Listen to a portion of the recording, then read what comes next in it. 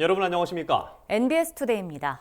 국내 지진 발생 빈도가 증가하면서 우리나라도 더 이상 지진 안전지대가 아니라는 인식이 높아지고 있습니다. 특히 농촌은 노후화된 시설이 밀집해 있어 지진에 취약한데요. 농촌 지역의 지진 대응 역량을 강화하기 위해 노후된 시설을 시급히 정비하고 피해 복구 정책을 강화해야 한다는 지적입니다. 황수민 기자가 전해드립니다. 농촌 지역은 인구의 절반 이상이 고령자인데다 외국인 근로자가 많아 지진 발생 시 신속한 대피에 어려움을 겪을 가능성이 높습니다. 또한 야외 작업이 많아 제때 경보를 받지 못하거나 낙상 사고가 발생할 수 있어 각별한 관심이 필요합니다. 하지만 우리나라의 지진 피해 예방과 대책은 인구가 밀집된 도시 지역에 집중돼 있는 게 사실입니다.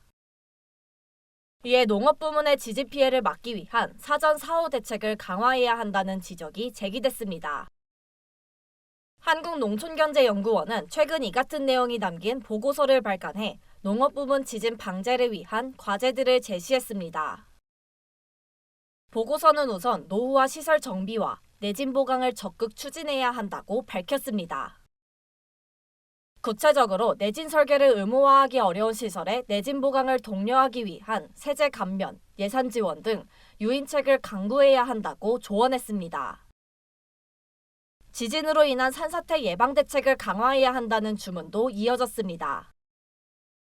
인구가 적은 농촌 마을은 산사태 취약 지역 선정에 불리해 산사태 관리의 사각지대에 놓일 우려가 있습니다. 이에 보고서는 지진이 산사태로 이어져 농가에 더 큰 피해가 발생하지 않도록 선제적 조치가 필요하다고 설명했습니다. 농촌인데 사람들이 그렇게 많이 살고 있지 않은 그런 지역들 같은 경우는 산사태 위험이 있음에도 불구하고 이런 산사태 취약 지역 그 지정에서 벗어날 수 있기 때문에 그런 곳이 이제 배제될 우려가 있어서 좀 살펴볼 필요가 있다고 생각합니다. 지진 발생 후 농업인을 지원하기 위한 대책이 보강되어야 한다는 제언도 이어졌습니다. 현행법상 자연재해가 발생하면 정부는 재난 및 안전관리 기본법과 농업재해 대책법에 근거해 농가 피해를 보상합니다. 피해 농가는 생계 지원비와 농약대, 농경지 복구비, 농작물 및 가축 폐기비 등을 지원받을 수 있습니다. 하지만 이 같은 재난지원금과 복구비는 농업인 자부담 비율이 높습니다. 아울러 지원 요건 충족 여부나 지자체 재정 여력 등에 따라 지원받지 못할 수 있다는 문제점이 있습니다.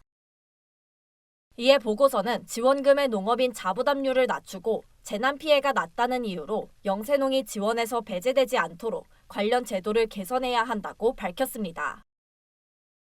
이 밖에도 조속한 영농 재개를 위해 지진 피해 복구에 필요한 비용을 무이자 또는 저금리로 대출해주는 조치도 필요하다고 강조했습니다.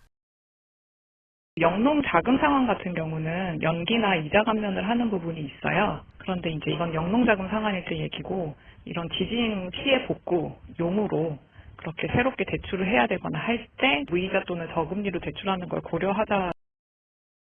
이 밖에도 보고서는 농업인 및 농작물 피해 완충을 위한 보험 가입을 독려해야 한다고 제언했습니다.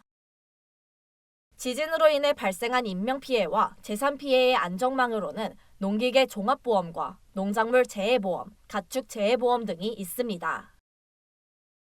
다만 농작물 재해보험 도입 품목은 2024년 기준 73개로 비보험 작물의 피해 보상을 위한 대책 마련이 요구되는 상황입니다. MBS 황수민입니다.